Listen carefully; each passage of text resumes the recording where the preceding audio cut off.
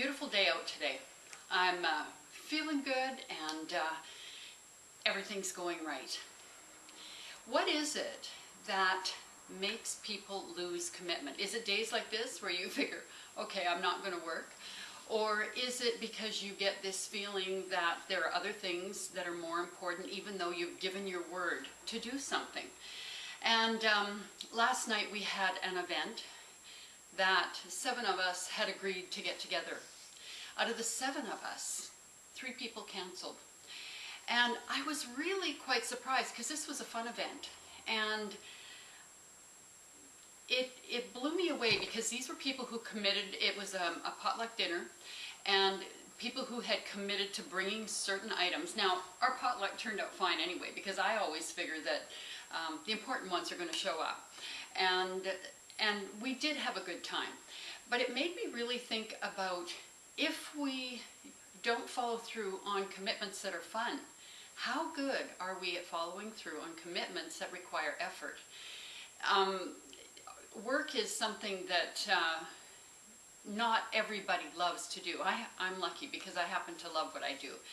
But for people who have a job that maybe isn't quite so fun and they have to be self-motivated and do the difficult things, what is it that will cause you to carry through? And for me, I think it's systems.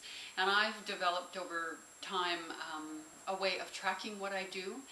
And I like to beat my best. One of Mary Kay's National Sales Director, Pam Shaw, used to always talk about beating your best, because if you're comparing yourself to somebody else, you're always going to come up short, because we're much more critical about ourselves than we are about other people. So by setting it up so that you're only competing against what you did last week, last year, or last month, you're comparing apples to apples as opposed to comparing against someone who has not the same lifestyle as you or the life circumstances that you have. So I think that where commitment is concerned, it's really important to find a system that works for yourself. And if you have a system and you're following through on the things that need to be done when they need to be done, when a fun event comes up, you'll have all your work done and you'll be able to go. You're not going to have to postpone having fun. And I believe that in order for you to continue to work and enjoy your work, you've got to be able to have time for fun, because if it's all work and no play, you're going to get bored, you're going to get tired. And in the long run, I don't think you can consider yourself to be successful no matter how much money you have.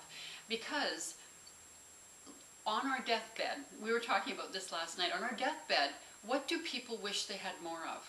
Time with friends and family, about doing the things that they love. So work is a means to an end. If you live to work, your life probably isn't quite as exciting as it could be. So I'd encourage you to look at what your commitments are, how you can follow through on them, so that you do make time for the fun things in life. Have a wonderful day, and I'm looking forward to talking to you next week.